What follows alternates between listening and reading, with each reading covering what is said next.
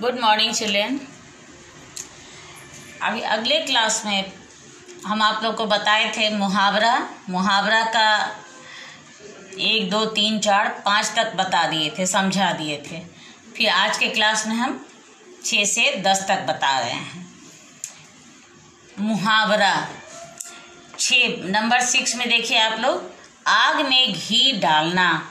हम पहले भी बताए थे कि व्यंग्यात्मक भाषा यूज किया जाता है। इसमें व्यंग्यात्मक भाषा का हम लोग प्रयोग करते हैं और फिर उसका अर्थ स्पष्ट करके वाक्य में प्रयोग करते हैं। आग में घी डालना, गुस्से को बढ़ाना, गुस्से को बढ़ावा देना। राम और श्याम के झगड़े के बीच कुछ लोग आग में घी का काम करते हैं। कहने का मतलब है कि दो आदमी अगर आपस में झगड़ा कर रहा होता है तो कुछ लोग उसे शांत करने का प्रयास करते हैं और कुछ लोग उसमें बढ़ावा देते हैं, गुस्से को और बढ़ावा देते हैं। तो इसीलिए कहा गया है कि आग में घी डालना, गुस्से को बढ़ाना। राम और श्याम के झगड़े के बीच कुछ लोग आग में घी का काम करते हैं। नंबर 7, अंग अंग ढीला होना, बहुत थक जाना। किसान दिन भर खेतों में काम करके बहुत थक जाते हैं। किसान दिन भर खेतों में काम करके बहुत थक जाते हैं। फूला न समाना, बहुत खुश होना। फूला न समाना, बहुत खुश होना।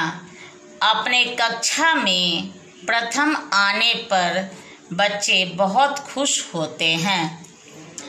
अपने कक्षा में प्रथम आने पर बच्चे बहुत खुश होते हैं।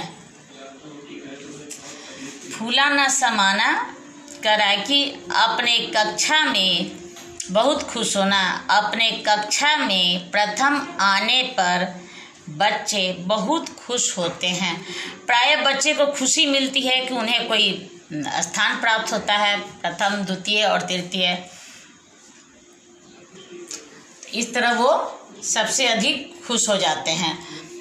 और चौथा है दांत खट्टे करना। दांत खट्टे करना, दांत खट्टे करना जैसे है हराना।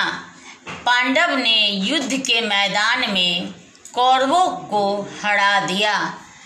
पांडव ने युद्ध के मैदान में कौरवों को हरा दिया।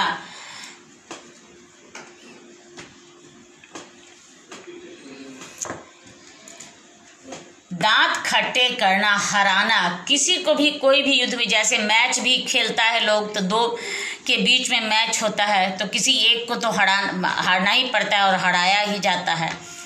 दांत खट्टे करना, हराना। पांडव ने युद्ध के मैदान में कौरवों को हरा दिया। चिकना घड़ा, चिकना घड़ा, कोई असर न होना। व्यर्थ की बातें सुनकर किसी पर कोई असर नहीं होता है। व्यर्थ की बातें सुनकर किसी पर कोई असर नहीं होता है। इस तरह से हम आपको 10 मुहावरा का अर्थ और वाक्य में बनाकर आपको बता दिए हैं। लेकिन इससे भी कोई जरूरी नहीं है कि एग्जाम में आपको इसी में से आएगा, हो सकता है कोई दूसरा भी आए, लेकिन आपको इसी के आधार पर तैयारी करना है।